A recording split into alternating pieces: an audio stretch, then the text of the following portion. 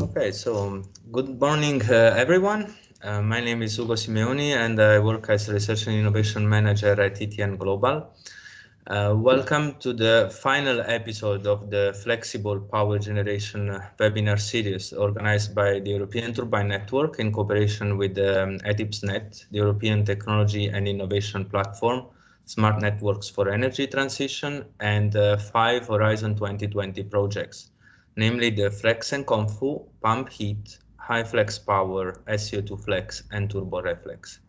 First of all, I would like to welcome our speakers, Mr. Thomas Schleker, Policy Officer, the European Commission, Mr. Alexander Wiedermann, Senior Manager at MAN Energy Solution and Chair of the Working Group 3 Flexible Generation at ETIP SNET, Ms. Alessandra Cuneo, Project Coordinator, FLEXnCONFU, Mr. Erten Ilmaz, Project Coordinator, HYFLEXPOWER, Mr. Alberto Traverso, Project Coordinator, Pump Heat, Ms. Albany Cagnac, Project Coordinator, SCO2 Flex, Mr. Christian Alburg, Project Coordinator, TURBO-REFLEX. Welcome and thank you for being here with us for the final episode of our series.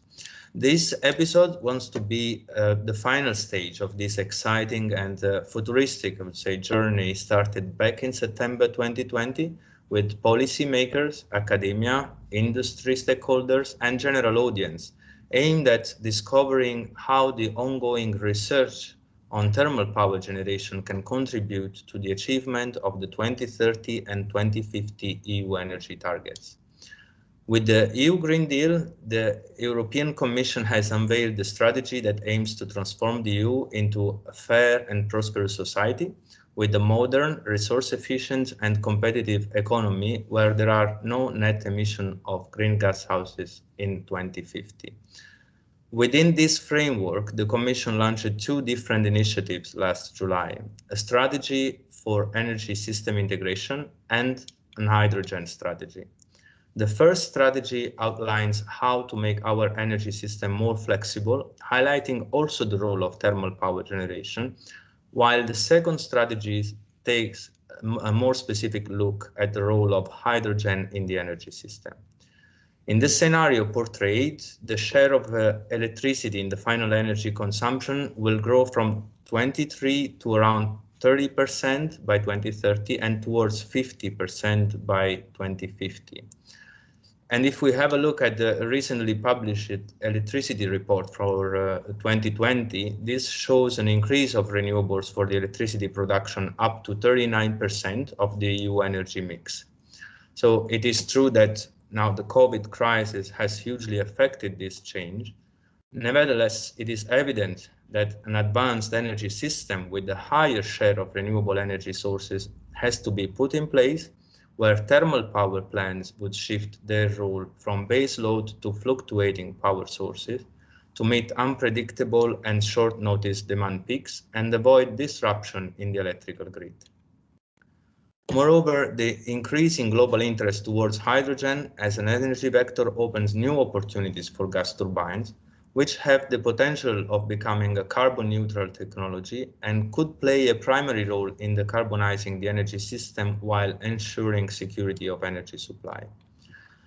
Throughout this flexible power generation webinar series, energy experts from the academia and the industry have shared how the EU-funded projects under the Horizon 2020 work program have helped in increasing the flexibility of thermal power plants. Today's scope is to have an open dialogue among the stakeholders of the energy system in order to understand how to pave the way for the deployment of the solutions developed and what are the future research needs. So now, without further ado, I would like to leave the floor to our first speaker, Mr. Thomas Schleker, Policy Officer at the European Commission. Mr. Schleker, could you tell us more about the European Commission future R&I plans and investment direction, as well as the role foreseen for the flexible power generation in this energy system? Thank you very much, Ugo, for the very kind introduction, and it's an honor for me to participate in this very interesting series, and I'm really looking forward to all the contributions and to hear more about the projects and the results. I'm policy officer in DG Research and Innovation in the unit for clean energy transition, and dealing basically with the portfolio of bioenergy and biofuels, and also energy system integration. So I would like to give you some perspective in this regard, what I think it's important. I want to start with the general European policy framework already introduced in the opening speech. Research and innovation, of course, must have the ambition and shall contribute, of course, to the achievement of these policy goals. This is very much built on the basis which was set by the Energy Union and the Clean Energy for All Europeans package, where also we heard already about the scenarios, about the role of different, let's say, energy sources in these scenarios. And of course, importantly, now the European Green Deal as an important driver and change with the mission to become climate neutral in 2050. In the context, of course, we have the agreed headline targets and the increased ambition for decarbonization, reducing greenhouse gas emissions, and also increasing the share of renewables. Also, research and innovation, it's clear that it's an important and necessary driver for achieving the climate goals set in the Paris Agreement worldwide. And there are many, let's say, interacting policies. If you think now in particular with the COVID-19 crisis, of course, and the needed recovery, but to all energies embedded into a large range of economic sectors and respective policies. The European Green Deal, here only the headline targets to become climate neutral in 2050. A strong focus also on protecting human, animal, and plant life by cutting pollution. A strong role of technology leadership in clean technologies, and also a just and inclusive transition. I think all of them are very relevant also for the energy part. And if we think about the timeline now, about how the Green Deal is transformed into action, I do not have time to go into detail, but very important is, of course, the biodiversity strategy on the feedstock side, if we talk in particular, if we think about bioenergy, as well as the strategies on energy system integration and hydrogen. I will come to this in 1 second again. And also further strategies, the methane strategy, for example, also the offshore renewable energy strategy, etc. So please look at them in more detail.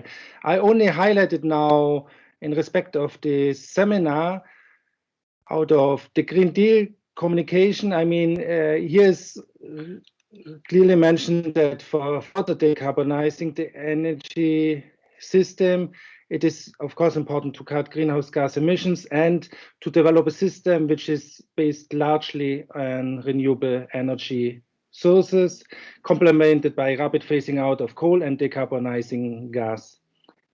And it's important to have a fully integrated European energy market in this context, with strong focus also on digitalization. In the smart energy system integration strategy, here we see that there is an important mentioning of combined heat and power plants, and in particular also of an increased use of waste and residues, and also of reusing waste heat from industrial processes, and a mentioning of bio-waste in this context. And also an important role for greater direct electrification of end-use sectors, and the other solutions then have a focus where electrification is not possible. Now, regarding research and innovation, we are now, of course, at the start of Horizon Europe, the framework program for research and innovation in the period from 21 to 27. The individual work program is not yet endorse. Therefore, I can give you only some policy perspectives, which are of course not legally binding, but you might have seen already eventually some drafts on this. I would like to focus on the general structure. Let's say this kind of technological research is of course very well addressed in Pillar 2. And here in particular in the cluster climate, energy and mobility. However, please look at all the options you have also for innovative projects in Pillar 3. And also individual support is of course given to scientists in Pillar 1, and also all the other EU programs are of course very relevant and might have interesting elements for you in this respect.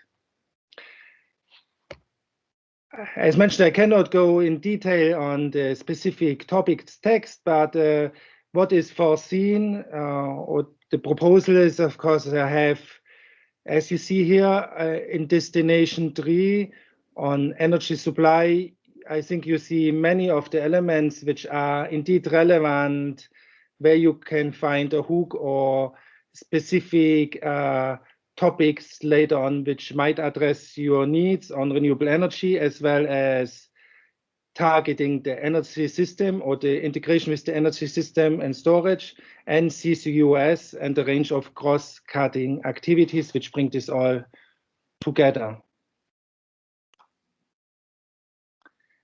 This was it from my side for the slides, and thank you very much for your attention.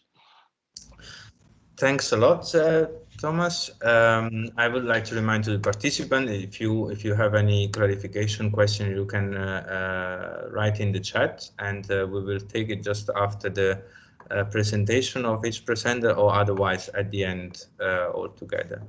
I do have a question for Thomas, and this is more related to the Horizon Europe, which is very interesting for our community, and of course we are all looking forward to this and submit application. Could you give us more details on the Horizon Europe, in particular on where the CHP systems would be foreseen in these destinations as you presented? Yes. So the CHP, I mean, there are, as mentioned, with the important disclaimer that is of course only now a Commission view, and it is not an endorsed program. I mean, but it is foreseen in a call on efficient, sustainable, and inclusive energy use. So when we look at CHP, I think in particular, when we also reflect on the biodiversity strategy regarding, I think it's important to look at the sustainability of biomass there. So the current challenges which we see there for bioenergy-based CHP is on one side on the resource side, so to enlarge the sustainable feedstock base, to use sustainable residues and waste. So this is one important challenge, as well as also, as for all the system, I think it's the cost effectiveness and the technological efficiency. Now, what you mentioned in your introduction, this is a general theme, I think, which is very important in this respect as well, that you go to a more flexible operation mode. And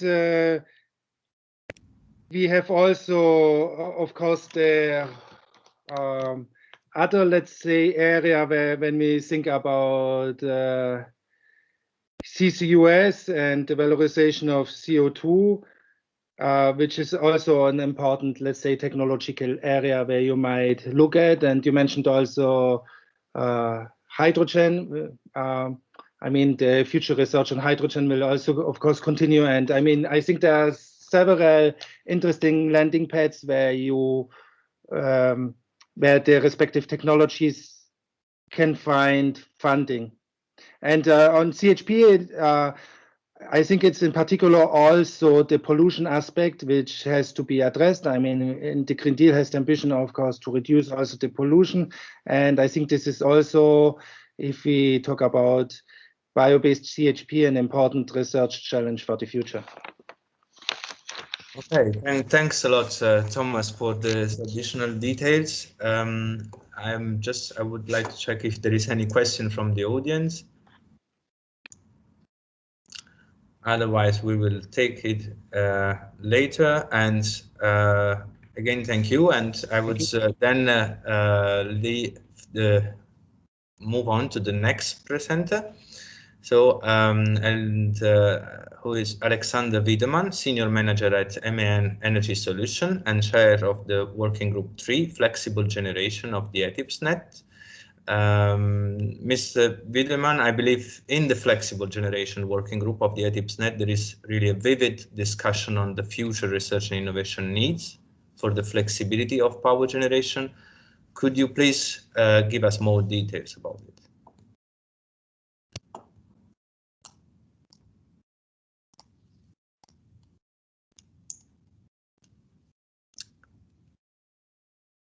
I'm not sure you are on mute. Sorry, I was unmuted. Now I hear you. So thanks a lot for your nice introduction, and it's a great pleasure for me to be in this webinar the second time. The first time I was here as a representative of one of the projects. This time I'm here on behalf of the ETIP SNET, the European Technology Innovation Platform, Smart Networks and for Energy Transition. And of course, our aim is to support the goals of the European Union to be decarbonized in up to 2050. And we have several working groups in. Sorry, it doesn't. For some reason, I can't. Oh, yeah, okay. We have several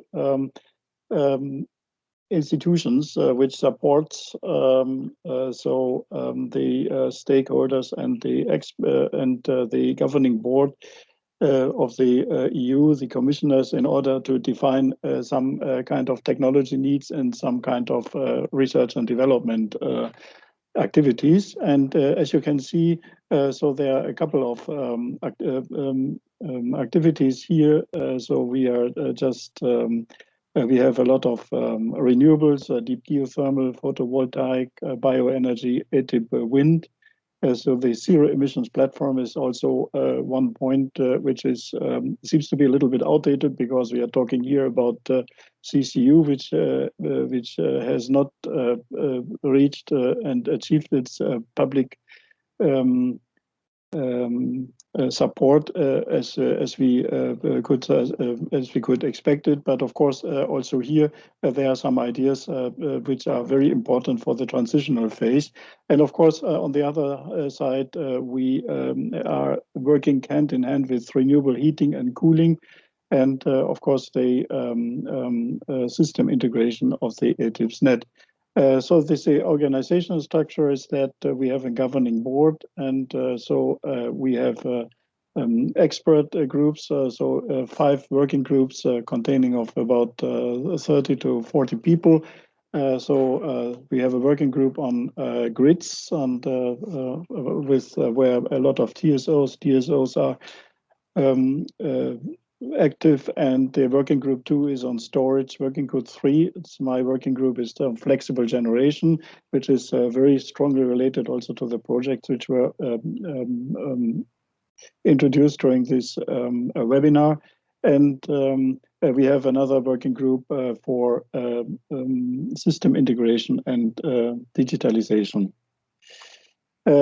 On the pathway to 2050, to the decarbonization, we do not only have to look at the power generation sector, but we have to look at each of these sectors. And it is expected that to achieve the goals for just 1.5 degrees or 2 degrees warming, global warming, so we expect that from 2010 to 2040, we have the development that coal will more or less be reduced to a very small amount. Gas will probably also play a very important role in the future. also some oil here. So there's, of course, also a lot of countries in the world and also in Europe still relying on nuclear, bioenergy, hydropower, and has more or less a constant share across the next decades. Wind and solar PV will be dominating in the future, and this means that, of course, we are relying on renewables which are volatile and which are not always available, such that we have to think also about storage and about about reserves in order to think of and consider storage, also seasonal storage for a longer period. Looking at the different sectors, we can see that some of the sectors are far behind. It's in particular the transportation is dominated by fossil fuels by 93% in the current phase. Also in industry, we have still a share of 50%. Of course, it is also due to the fact that carbon is one of the raw products also for many industrial products. In the residential area, we also rely on fossil fuels for heating here. So the trend in the future will clearly go towards smaller systems, smaller CHP units, also on a very small size. And anyway, to achieve this, we need to make so the renewables and the clean fuels available to all of these sectors, and this is only possible with storage. And one of the key elements, of course, to decarbonize all the sectors will be the production of hydrogen, and this will be one of the target points. Hydrogen will be directly used for direct combustion, but of course, hydrogen will be also the basis for synthetic fuels, which are, of course, important for the heavy transport sector. In particular, the aero engine sector will, of course, in the future, probably still rely on liquid fuels, and these liquid fuels will be synthetic fuels produced from renewables. So the flexibility concept is one of our main concepts also in our working group, and we are screening all the power generation options with regard to their operational of the operational flexibility, and within the projects which are just also tackled in these webinars and which were all funded by the Horizon 2020. We have already achieved reduced minimum loads of generators, turbines, quick start rams, fast ramp rates, and so on. Black start capability, and challenges, of course, in the future will be material stress and wear due to cycling. So this means that so we have in contrast to plants which were almost operating full load, we have many transients to overcome, and this, of course, has a very strong impact on all components and parts of the plant turbines. Fuel flexibility is also a very important fact. We will so the thermal power generation has to be capable to deal with a couple of new fuels. So as I said, biomass, fossil fuels will be replaced by biomasses, and gas turbines. We will also expect that in the future, at least mixtures of hydrogen and natural gas would be one option to achieve the goals of the decarbonization. And on the pathway towards 2050, we have to think of one part, which was, from my point of view, from my opinion, neglected when everybody was talking about CCU. This is to raise the public awareness, and we have, of course, think about the question how we can achieve a common mind in all EU countries. You could see that, of course, the wind and solar will be will have the highest share in 2040 and 2050. But currently we have countries like Sweden, where we have only a very small share of fossil fuels, but other countries in the Eastern Europe, which still depend heavily on coal.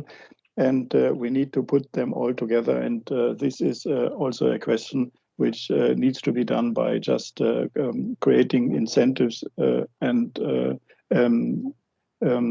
regulatory network. But of course, our main question is of what is the role of thermal power and heat generation in 2050? Is it only a transitional? Will it only have a transitional role, or will it also remain in 2015, keep alive in 2050? From my point of view, the question will be yes, it will remain, it will survive in 2050. It will be necessary to overcome long periods where the sun is not shining and the wind is not blowing.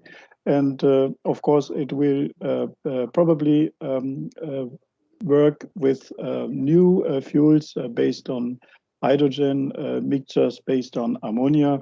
And the second question, of course, we have to deal with is hydrogen really at that amount available that we can that it will be fired in gas turbines, in gas turbine plants. And here, of course, we need to mention that probably Europe will not be able to provide all green hydrogen for decarbonizing all the sectors, but we are still we still belong to the energy importers, and we need to set up, of course, also a worldwide network in order to carry hydrogen from those places in the world where it is in a great amount available and can be exploited to a large extent. Yeah, thanks a lot for your attention so far, and I'm at your disposal for questions. Thanks a lot, Alexander. I waiting to see if there is any question in the chat.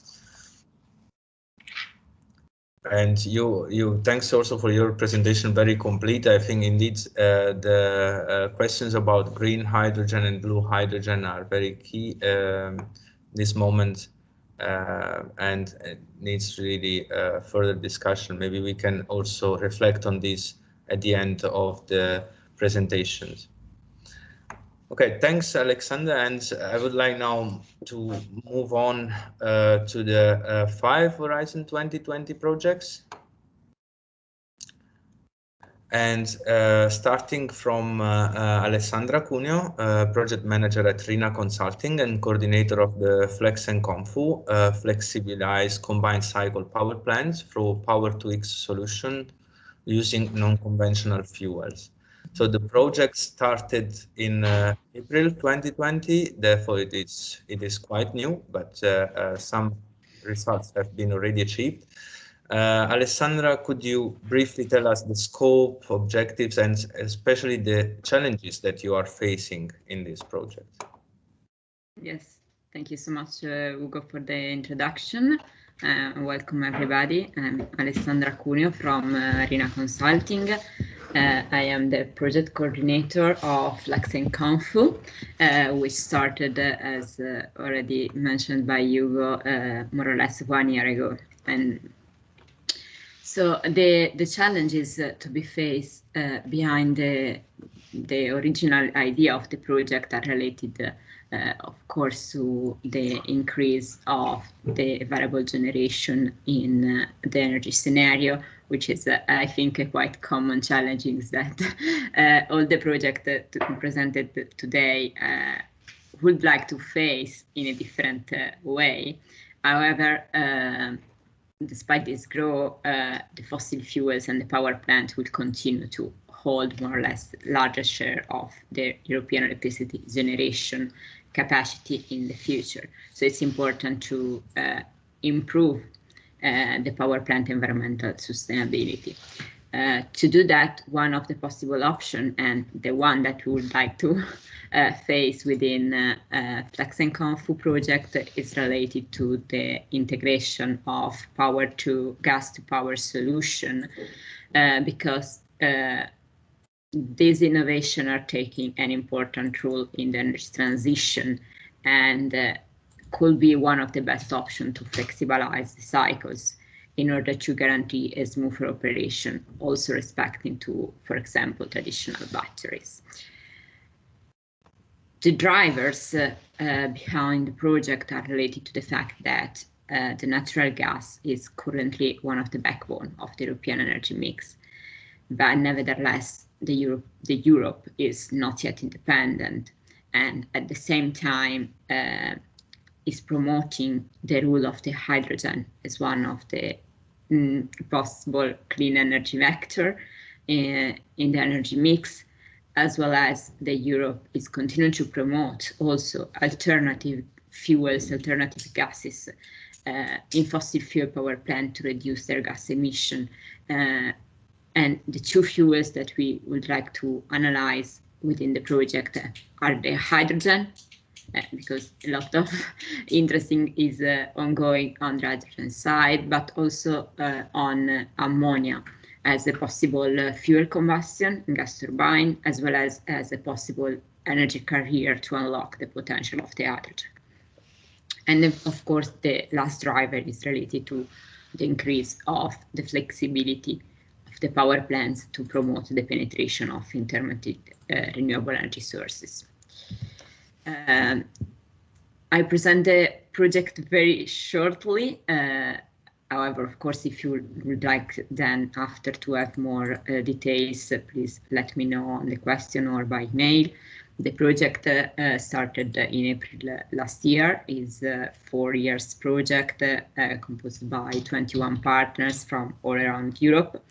And the aim of FLEXnCONFU is to develop and demonstrate innovative and economical viable power tweaks to power solution to untap the potential of the combined cycle in order also to reduce the emission of the power plant itself. The idea is that the excess of the electricity production could be converted in hydrogen or ammonia as carbon-free fuel via power-to-power solution system to be turned locally reused to respond to varying the demand.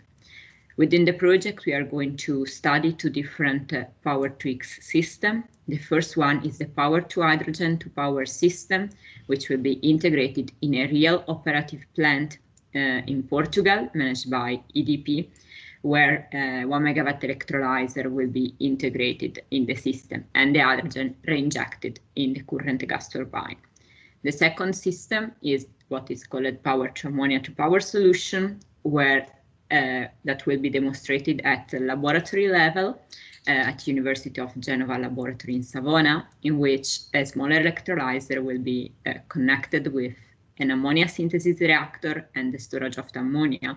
And the idea is to integrate this system and connect it with an existing microgas turbine that will be properly modified to burn up to 100% of ammonia.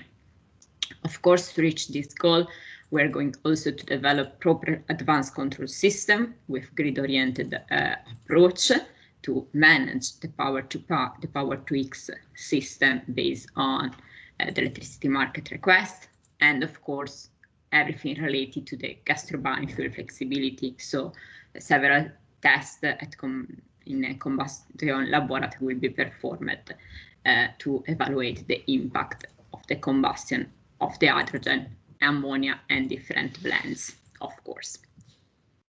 Going straight to the main challenges for the moment, they are mainly related to the aspect on the safety, because of course we are going to integrate this system in existing plant, in existing laboratory, where first of all there are problems on the space availability and stress constraints, but of course managing hydrogen, storage hydrogen and or ammonia needs to comply with all the safety requirements, not only for the gas turbine protection, since we are going to inject hydrogen in an existing gas turbine, but mainly related to the proper management of the fuels, avoiding any risk.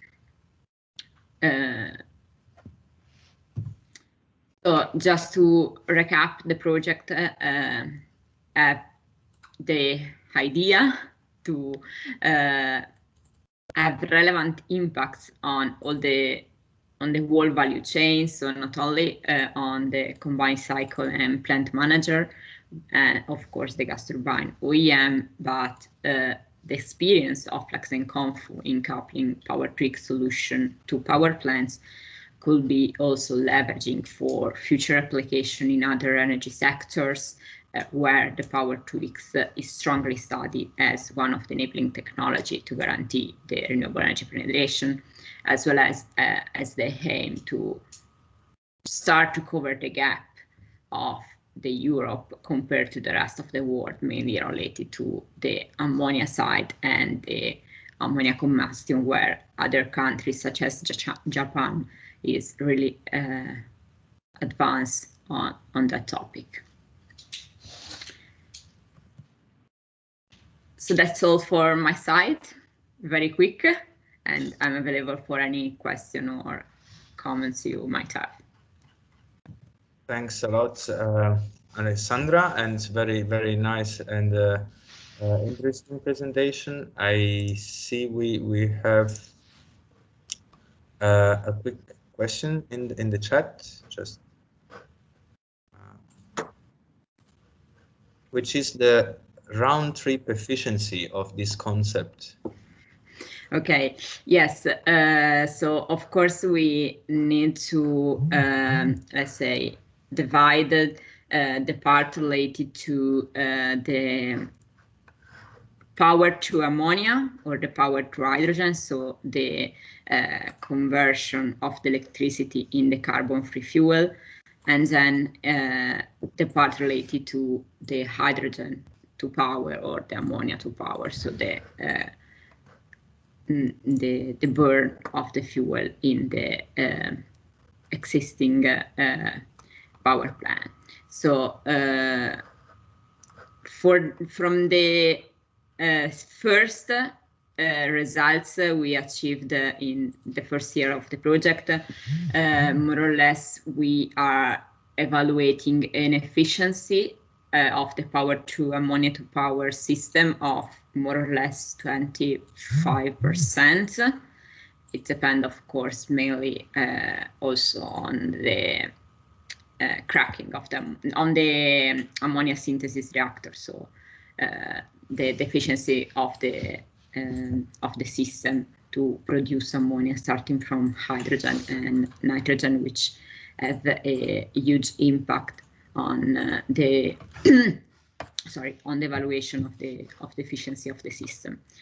While for the power to hydrogen to power efficiency power system, we are evaluating an efficiency of more or less 30% of electricity energy output as power to hydrogen to power efficient to power system, let's say.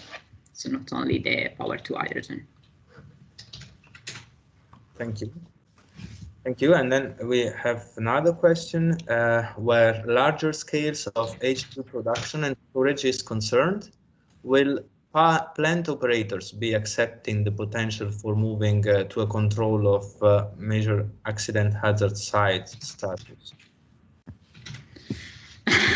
That's an interesting, really good question. Difficult to answer for the moment. Probably some plant operators know better. me. Yes, but as I mentioned, the part related to the safety and health of installing large hydrogen production and storage is one of the main challenges we are facing now, because of course we need to comply with all the safety requirements, and of course we need to learn the plant operators on how to proper manage such system without causing any risk, any problem. Thank you, Alessandra. Thanks for answer. And so I would now move to the next speaker. Thanks again, Alessandra, and I would move to Mr. Ertan Yilmaz, H2 Portfolio Manager at Siemens Energy and Project Coordinator of HYFLEXPOWER, hydrogen as a flexible energy storage for a fully renewable European power system. Ertan, could you please give us some insights on the HYFLEXPOWER? Thank you, Ugo, for the introduction, and good afternoon. Can you hear me well? Yes. Yes. Very good. I'm Ertan Yilmaz, the project coordinator for HYFLEXPOWER and the hydrogen portfolio manager at Siemens Energy's generation division. It is indeed an honor for me to represent here HYFLEXPOWER project. So I'm going to spend a few minutes to provide you a brief overview of the project, the key milestones, the expected results, and the next steps. If you go to the next slide, please. Yep. HYFLEXPOWER is the power to hydrogen to power application. It's a brownfield application to an existing combined heat and power plant that is currently operating with natural gas in Saillat-sur-Vienne, France. The main goal is to demonstrate the decarbonization of the power plant by utilizing excess renewable energy to generate and store hydrogen on site and then to convert it back to electricity and heat at a later time.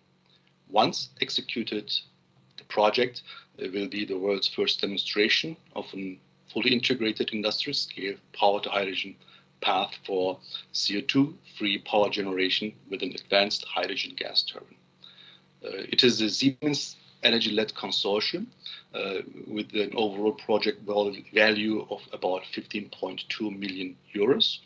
The project has started in May of 2020, last year, and will continue until end of April 2024. Our consortium partners are shown here and include a mixture of European industrial partners, research institutes, and universities. The next slide shows more details on the project concept, the consortium partners' responsibilities, and the key milestones. Okay. The HYFLEXPOWER project will develop and demonstrate an advanced plant concept that will modernize and improve the existing combined heat and power plant. Here's the schematic of the project concept. Within the current setup, the plant is operated during only winter months and uses natural gas to generate electricity via an SGT-400 gas turbine and a recovery boiler to produce steam. The top half of the schematics shows the plant site upgrade to utilize excess renewable energy for generation, storage, and supply of hydrogen for re-electrification. It includes an electrolyzer, a compressor, storage tank, and a natural gas hydrogen mixing station. Now to the consortium partners' responsibilities. Siemens Energy is the coordinator and responsible to supply the PEM electrolyzer system for hydrogen production, and at the same time to develop and upgrade the existing SGT-400 gas turbine with high hydrogen capability with up to 100% hydrogen. Engie Solution is the operator of the plant and will build the hydrogen production, storage, and supply facility, including the compressors, storage tanks, and the natural gas hydrogen mixing station. Centrux, the gas turbine packager of the SGT-400, will upgrade the gas turbine generator package for hydrogen operation and install the upgraded demonstrator gas turbines on site. Our other partners, the German Aerospace Center, University College London, the University of Duisburg-Essen and Lund University, all are supporting our dry low emissions high hydrogen gas turbine technology development for the SGT-400, and the National University of Athens performs economic, environmental and social assessments for business case evaluation and policy recommendations. Arctic supports the consortium in operational project management and in communication and dissemination activities. Here are also the key milestones of the project. Currently, the project is progressing with the design of the advanced plant concept, and the first milestone will be reached by the end of this year, when the hydrogen production, storage and supply facility will be installed. The upgraded demonstrator gas turbine will then be installed and the new components at site will be commissioned. The second milestone will be then reached in the fall of 2022, when the advanced plant concept will be demonstrated with natural gas and hydrogen mixtures of higher than 10% hydrogen. The main and the final milestone and goal of this demonstration project will be in the fall of 2023, the advanced plant concept operation up to 100% hydrogen for CO2-free energy production from stored excess renewable energy. If you go to the next slide, which summarizes the expected results and the next steps. Here is also a nice aerial picture that shows the current industrial pilot demonstration site at Saillat-sur-Vienne. What our expectations from the results and impacts are that the HYFLEXPOWER project, when completed in 2024, will be the first demonstration of a power to hydrogen to power solution with an advanced hydrogen turbine, which will have also additional implications on three other important aspects. First, it will demonstrate the importance of hydrogen as a long-term energy storage technology on a high renewable grid. Second, it will also demonstrate the decoupling of the renewable energy generation from electricity demand, and therefore potentially enable renewable energies sector revenue streams. Third, it will show the potential for future utilization of additional existing assets to produce green energy and heat through gas turbine and plant upgrades. It will also validate the newly developed SGT-400 DLE high hydrogen technology with up to 100% hydrogen, and we should also expect important results for including economic, environmental and social assessments, for business case evaluations, carbon footprint assessments and policy recommendations. And what the next steps for us will be is for Siemens Energy by 2030, we intend to have gas turbines available with the capability of operating on 100% hydrogen with DLE technology. Essential to reach this goal are the set of core technology elements that we are currently developing and will demonstrate and validate within the HYFLEXPOWER project in the SGT-400 under real engine conditions.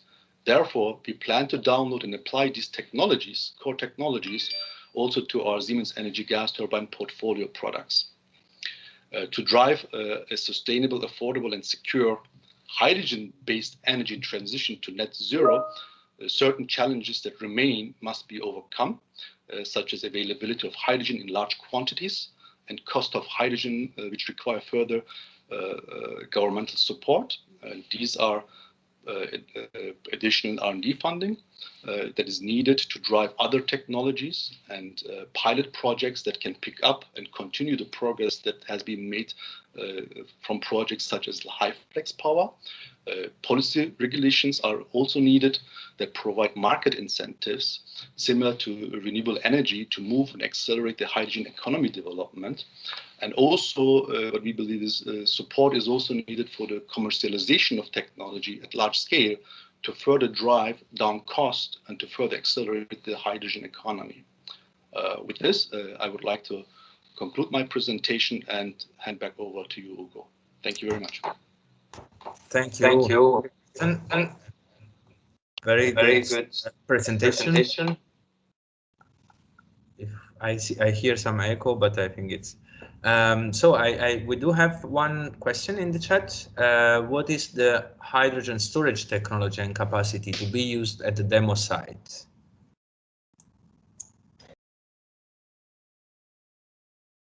You are muted now, Ertan.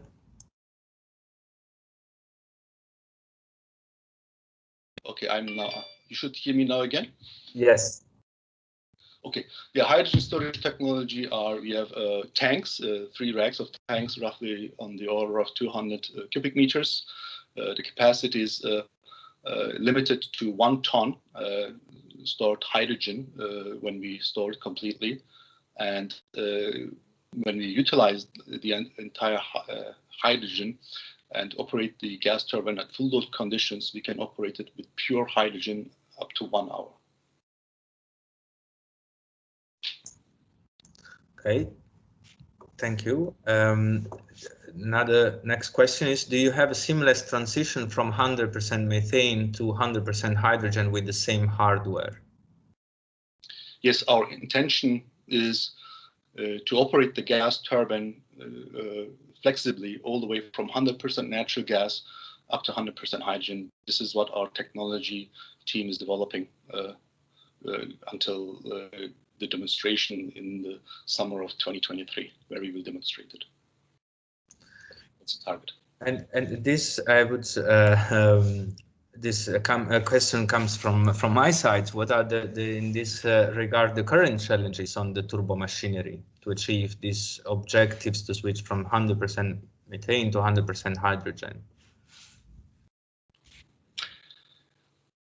Yeah, the current technology gap mainly is associated with the ability to burn up to 100% hydrogen in state-of-the-art gas turbines using dry low emissions combustion technology. So burning hydrogen is not a completely new thing for gas turbines. We have significant experience in that, but mainly restricted to diffusion flame technology combustion with relatively high levels of NOx generation unless being abated with water injection. And with our current state-of-the-art technologies in our Siemens Energy's gas turbine portfolio, we have already reaching impressive 60% hydrogen by volume in our gas turbines. However, the difficulty to develop DLE technology for 100% hydrogen lies on the properties of hydrogen mainly. Hydrogen, as you know, is the lightest element in the periodic table, has very high diffusivity, and poses challenges on piping and other components, and can escape easily through small gaps. This is one of the challenges. But more importantly, hydrogen has also significant different combustion properties than natural gas. So depending on the conditions, its flame speed can be up to 10 times higher than methane. This forces the flame to stabilize closer to the burner exit, which can result in increased hardware temperatures. The most important combustion design criteria for the development of hydrogen DLE technology is flashback resistance. Flashback, the phenomena of propagation of the flame into the premixing zone, which can result in significant hardware damage and thus must be avoided.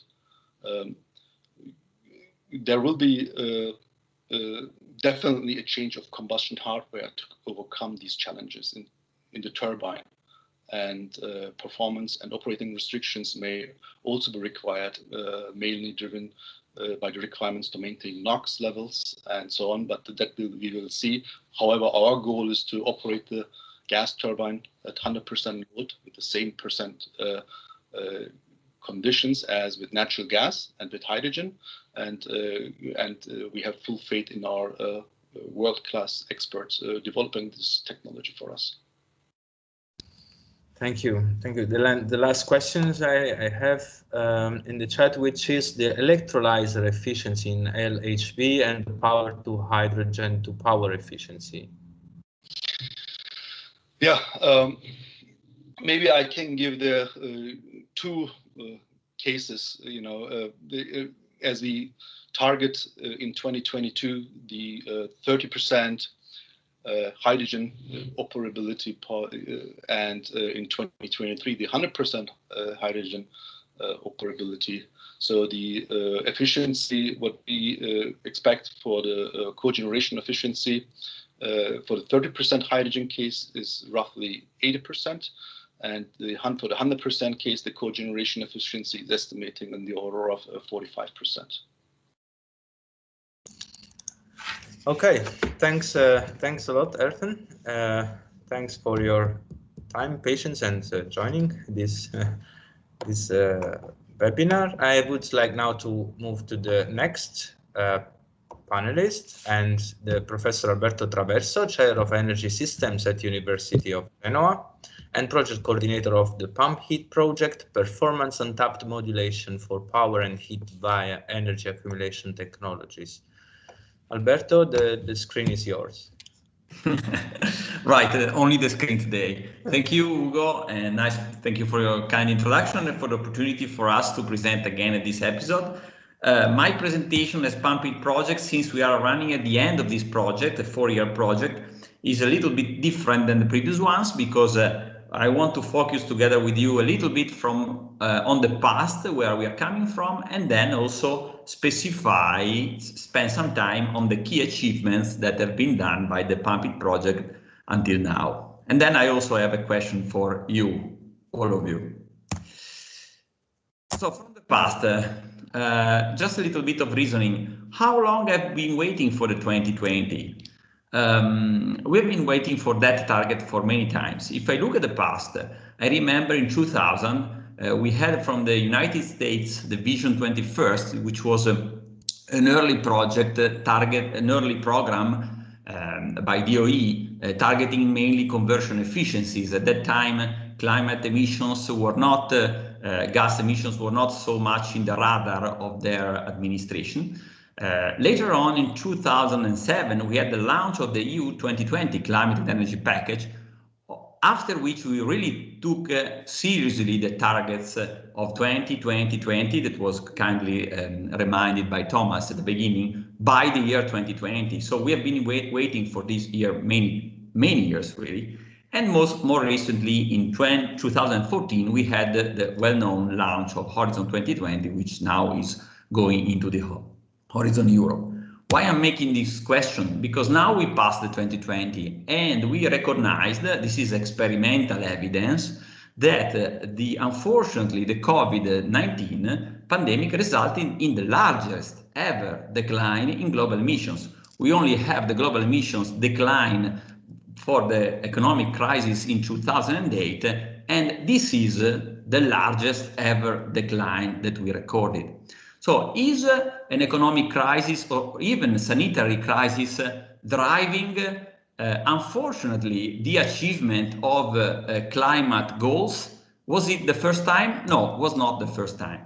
The first time was really for Kyoto Protocol, because if you remember, when Russia ratified the Kyoto Protocol in 2004, and then that became, let's say, enforced the year after, that was because one of the main drivers for Russia was that for them was very easy to demonstrate a CO2 global reduction because of the collapse of Soviet Union in earlier years, I mean, in the 90s. So this is probably the second time that we see that environmental targets are met in some not programmed way. So the question now is, will the Paris 2015 CO2 emission targets will be achieved thanks to the, unfortunately again, COVID-19? It seems so. If we read the recent communication from October 2020 about the state of the energy union, we read that the EU has already overachieved its targets in reducing the emission by 20% in 2020. And as we know, the total European greenhouse emissions are right now, at the lowest level since 1990, and therefore we also upgraded a bit the targets for 2030. So since we are waiting now for 2030, the question a bit rhetoric, it's of course a rhetoric question, how long will we be waiting now for the next targets of 2030? And another more interesting question, but of course I don't have an answer, how the 2030 targets will be achieved. History tells a bit scaring history, I'll say, experimental evidence. Anyway, I don't know the global answer, but just outline what our project, the PUMP-IT, can contribute to the 2030 targets. And now I go to the PUMP-IT role within the Energy Union.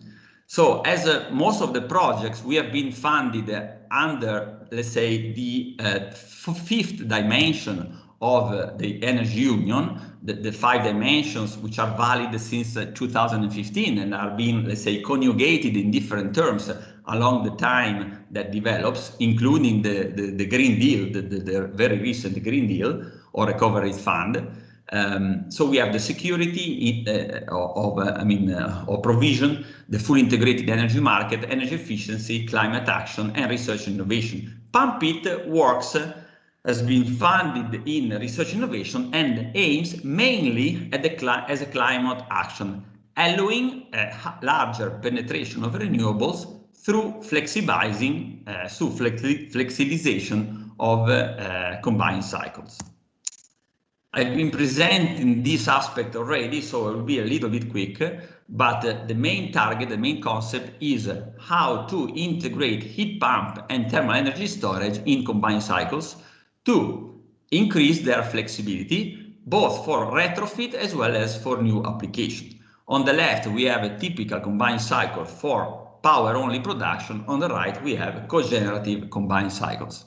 So we have 2 key words for the project. One is enhancing flexibility, because a heat pump can be acted as a smart electrical load. So somehow we are pairing here with a keyword of electrification, not electrification of industrial processes, but electrification of energy processes, if you want.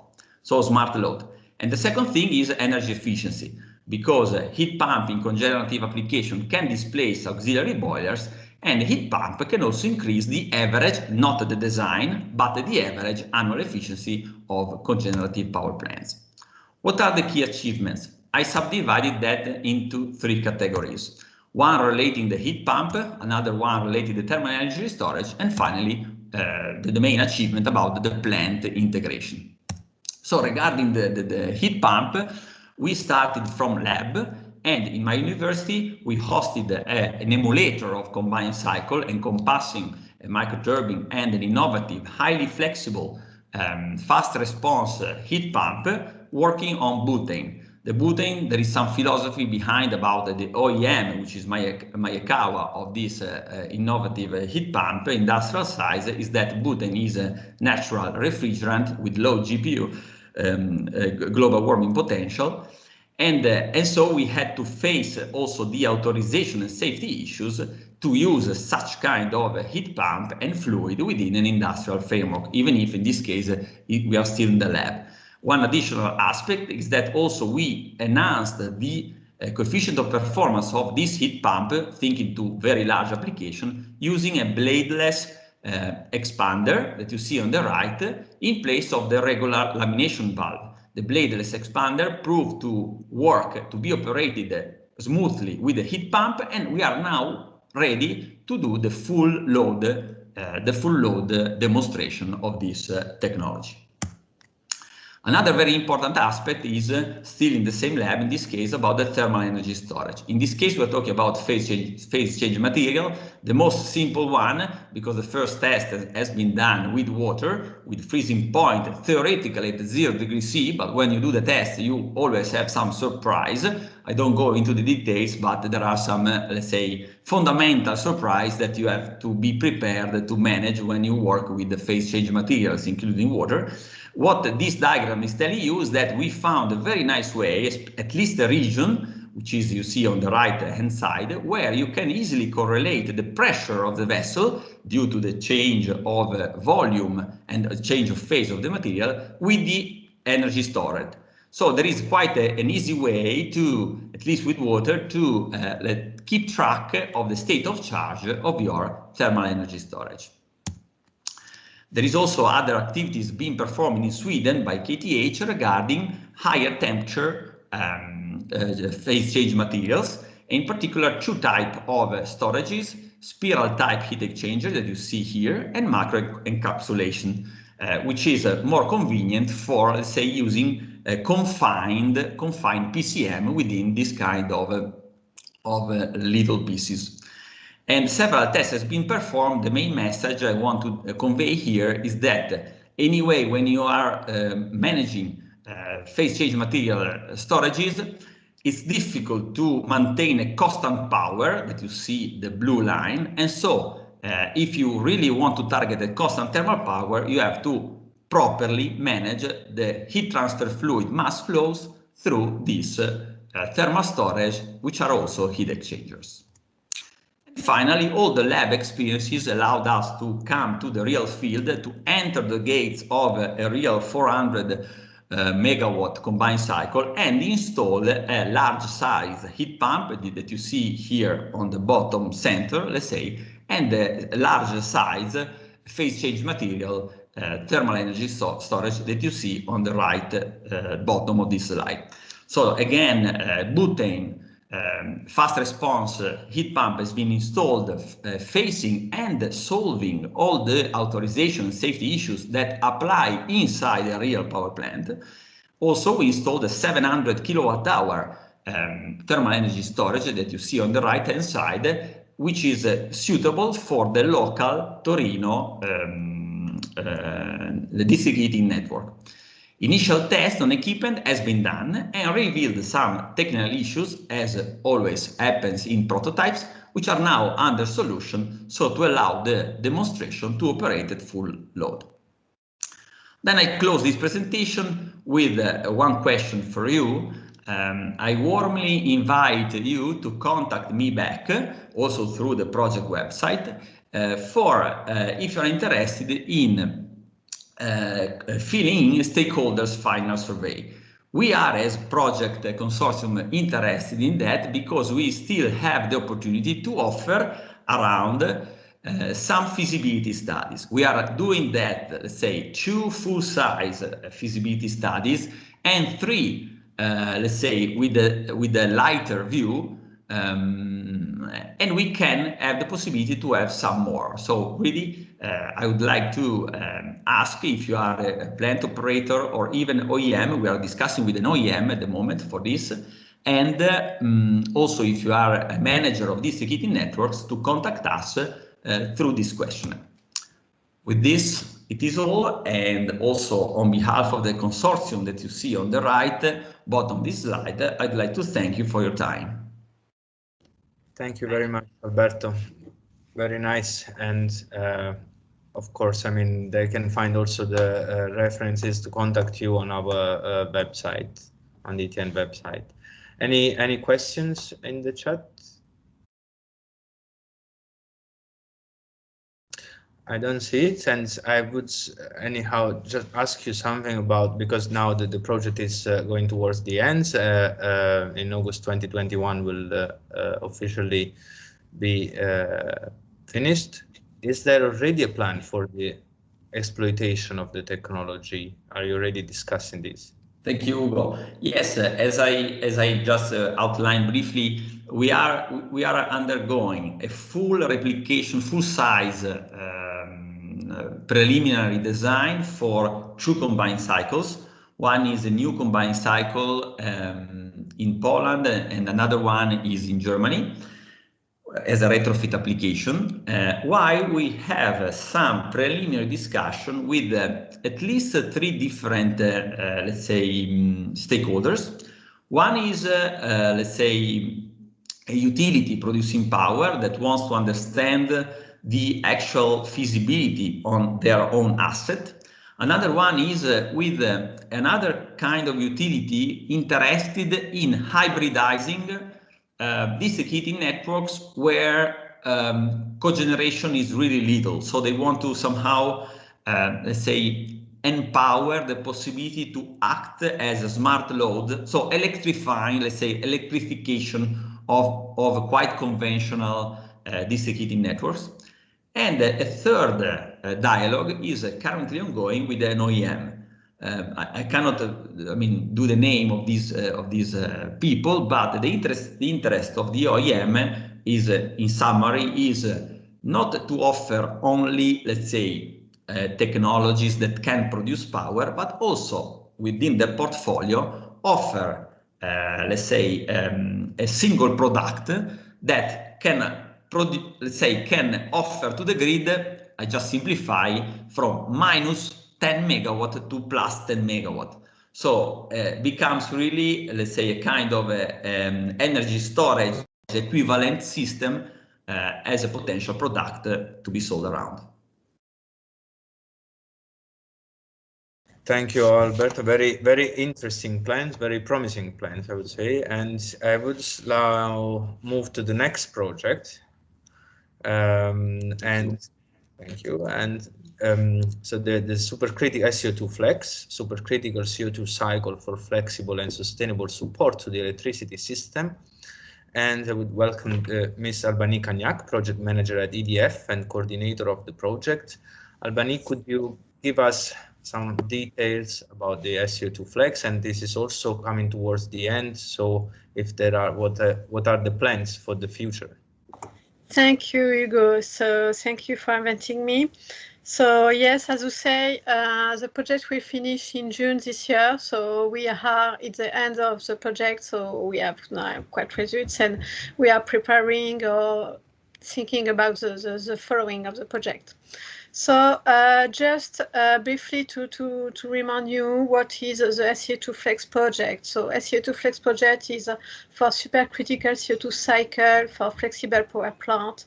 And the main objective of the project was to develop and validate a design, and not a demonstrator, but a design of a 25 megawatt Brayton cycle, which using supercritical CO2 instead of water and steam, because we think that it will enable to increase the operational flexibility of the plant.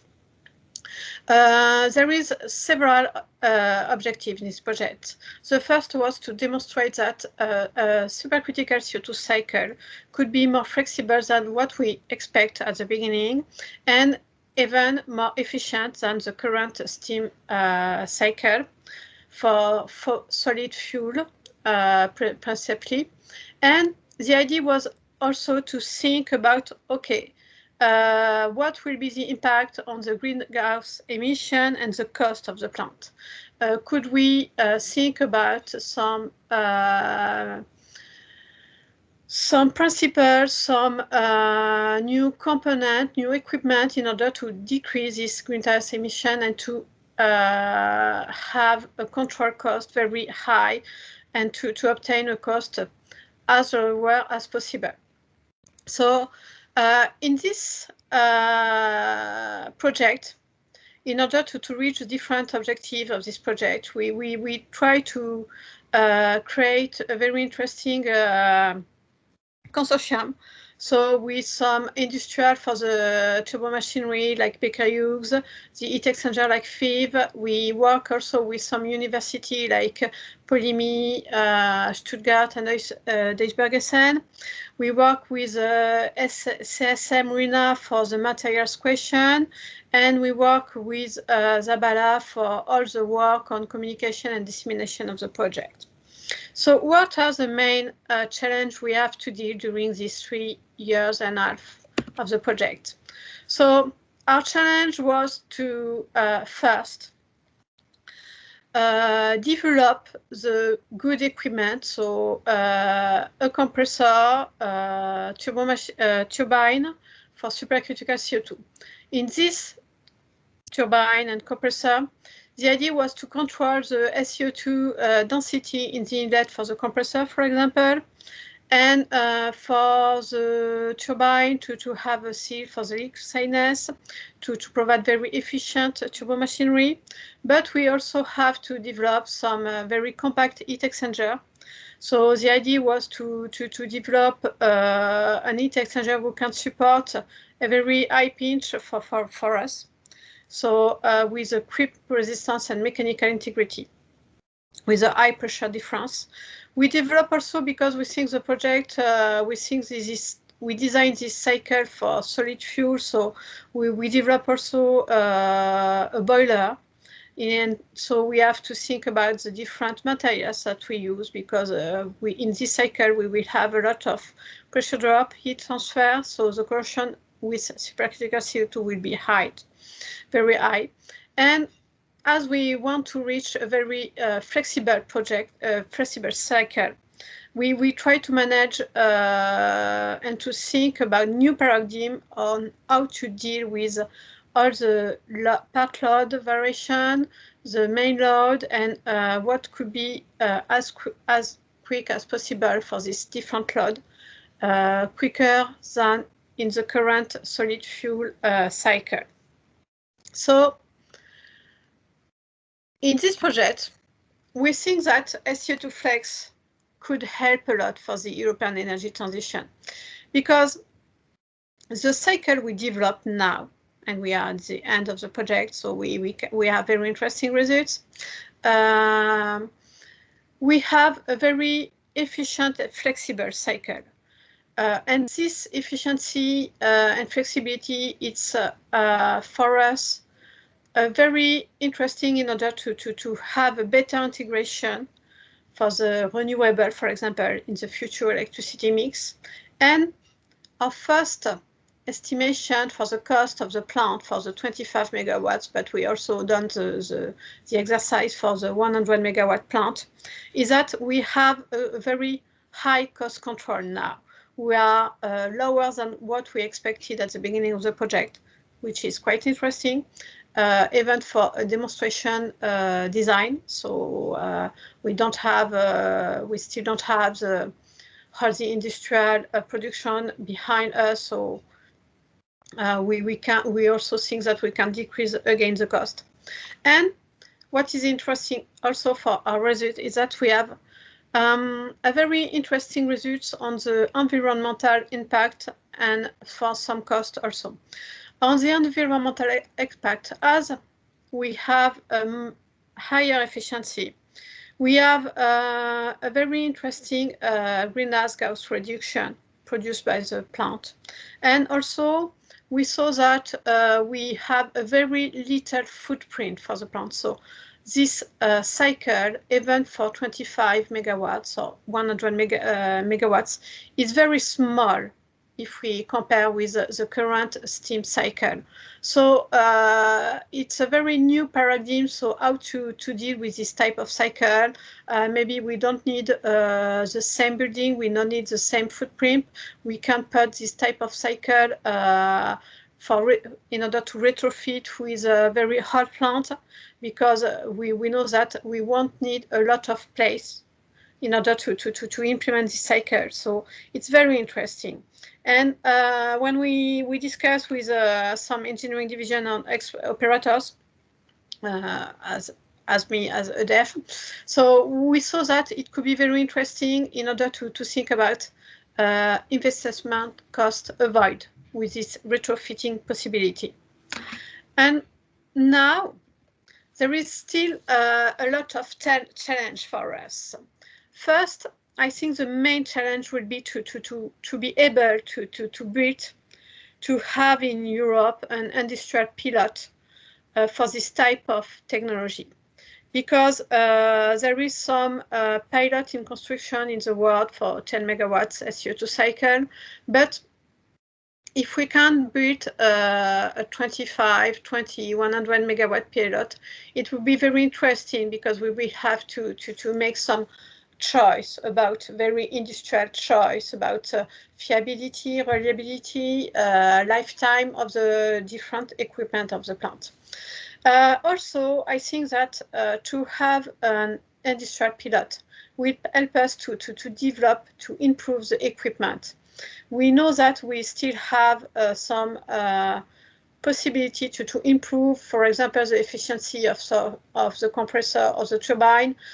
We know that we have some ideas in order to improve also some mechanical structure for the heat exchanger or for new materials too, because we proceed to a lot of material tests. We have interesting results, but the idea would be, okay, within an industrial pilot, now we can think about or study how these materials will be, what will be the behavior of the materials and the equipment for a very high lifetime. And also, I think that this type of improvement will provide us very interesting post for cost reduction, because if we are able to provide less expensive materials but with the same reliability, if we are able to provide efficient turbo machinery with new operation rules process, it could be very interesting in order to have some cost reduction. And one important point also is something we saw now that we have some pilot for the compressor, we have some demonstration for the heat exchanger, is that now I think that we need to work with different, at an international point of view, on the standards in order to use a supercritical CO2 cycle for electricity production. This type of cycle are already well known for some chemical process. It's okay, but for the electricity production, it's still difficult to provide or to be able to know what will be the next standards and what will be okay for the different operators. Because as it's a new type of cycle, it's very important for the operators to know how to operate and how to deal with the different authorization and the security level for this type of cycle. So I think that now I finished my presentation because, as you know, we already present the project in detail in a former webinar. So I don't know if you have any question about the project or something like that, and I will be very happy to reply to your question. Thank you, Albany. Very interesting. We have a question. Where can we find more information, retrofit options, costs, etc.? Okay, so for the retrofitting option, the report is under redaction. It will be published for the end of the project, so in June now. And there is also some papers in preparation. This is the same for the cost. This deliverable were the main deliverable for the project, so they will arrive at the end of the project. But they are in reduction now because we have all the elements. And I could say that also we have a lot of presentation during the last European SCO2 conference, so last month, and you can find, if you want, the paper, because it's an open publication with some works of the project. Thank you, Albany. Thank you, and I would now move on to the next project and welcome Mr. Christian Alburg, Project Coordinator of TURBO-REFLEX, Turbo Machinery Optimization Enabling Flexible Backup Power for the European Energy Transition. And so, Christian, the screen is yours.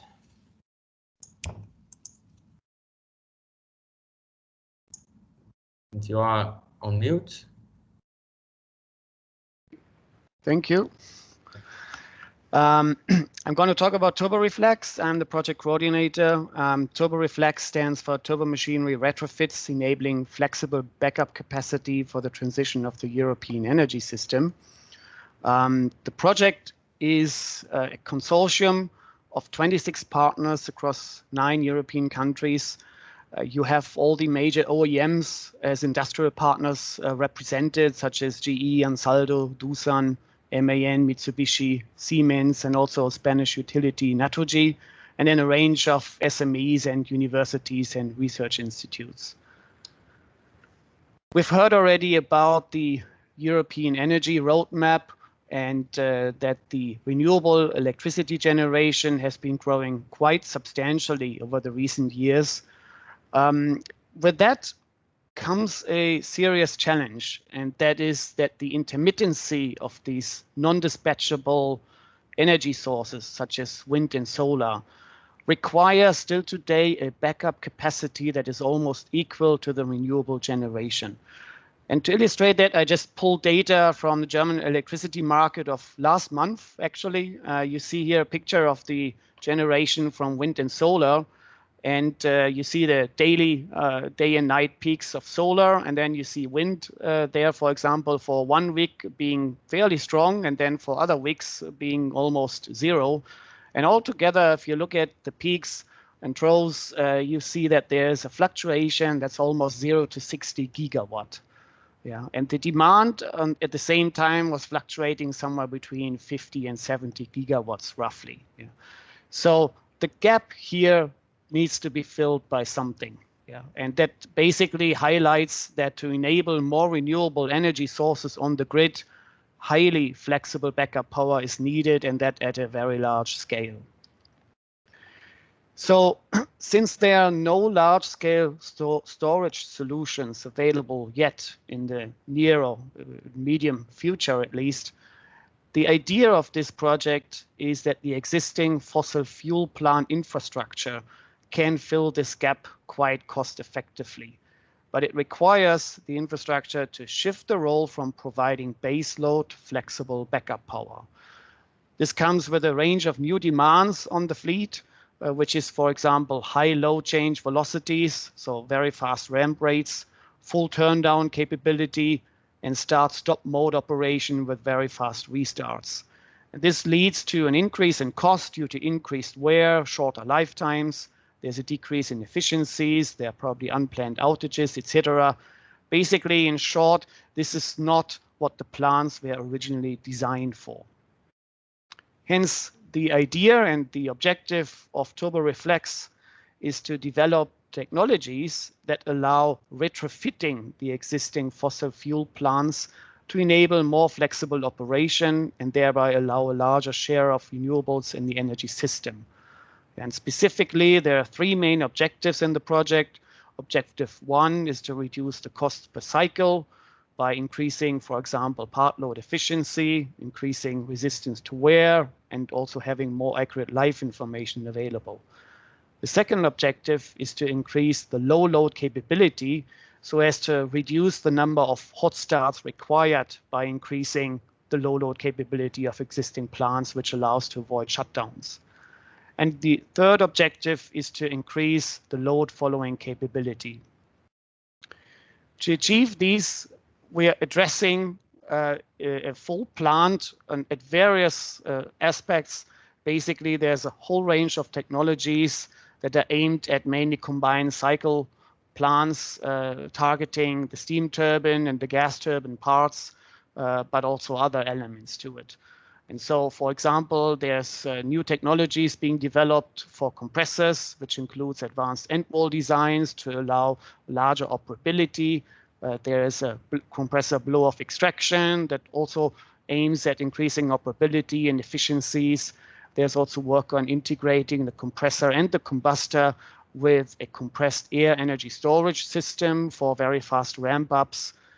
There's work on the hot gas path with advanced turbine cooling schemes to allow faster and more frequent cycling. There's work on combustion to reduce the minimum load and avoid lean blowout limits. There's work on mechanical integrity during flexible operation, basically stretching today's design limits of the disks, for example, in order to allow faster and more frequent ramp rates without having too much wear. There's also work on online plant analytics and monitoring, so machine learning for optimized operation of gas turbine components, online plant analytics, and also new dedicated sensors that, for example, allow a water steam cycle preservation that would avoid having to have a cold start at all. You could always run the plant with a warm or hot start. Yeah. And then everything is put together in a whole plant performance.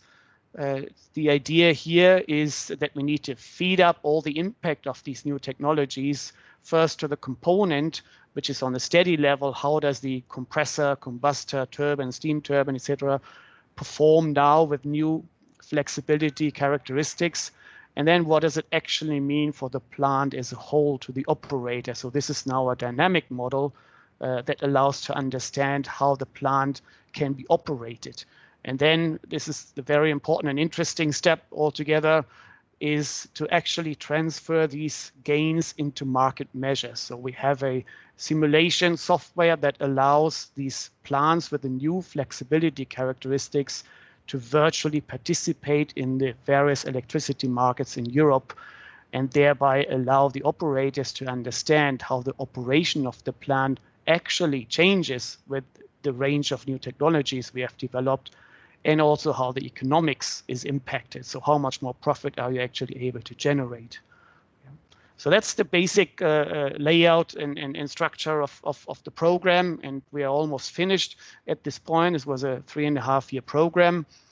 I want to give finally here some feedback from the user perspective, particularly looking at the Spanish market.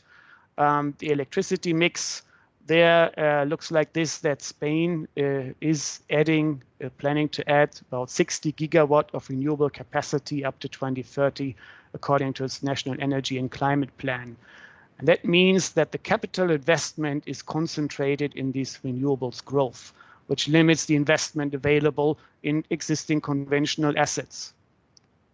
This growth in renewables requires much more increased system flexibility. And that has to be provided from different sources.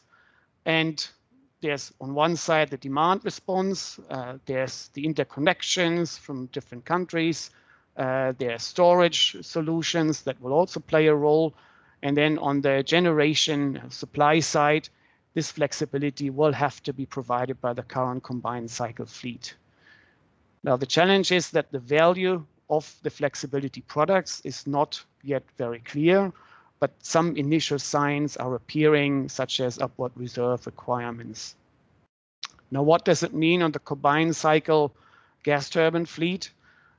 The feedback is that the desired new features for the combined cycle fleet are very much in line with what TURBO-REFLEX has been working on.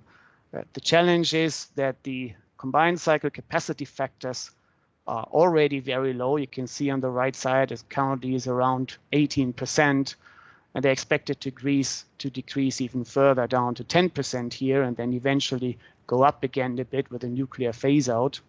But altogether, one can appreciate that the plants are running only very short time of the year, and thus without capacity mechanisms, the current combined cycle capacity will be reduced in the future by the operators, which then poses a risk to the system adequacy and the renewable integration.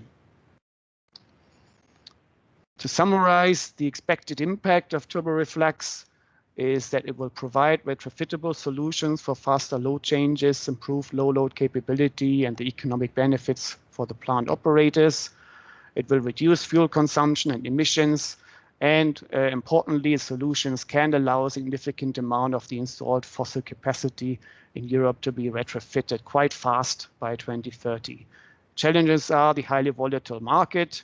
We have large differences in electricity markets between countries in Europe, which makes standardization very challenging. As I just mentioned, the low capacity factors associated with the backup power role make the financial viability of the flexibility investments challenging. And so new market rules and products are needed to value flexibility in order to have a viable business case. And with that, I'm open to questions. Thank you very much, Christian. I checking if there is any question in the chat box. Not so far. So also on my side, I think your presentation gave a very complete summary and overview also about what are the challenges from the user perspective point of view. If there are no questions on the chat, and since we are just running a little bit late, then I would just thank you for your participation. And also thanks all the other speakers and all the participants for this to this flexible power generation webinar series, the organizer, and also my colleagues from the office that helped in the organization of the webinars, Elisa Tedesco and Nora Kilpinen. So thank you very much, everyone, and I hope to meet you next time in the next webinar series.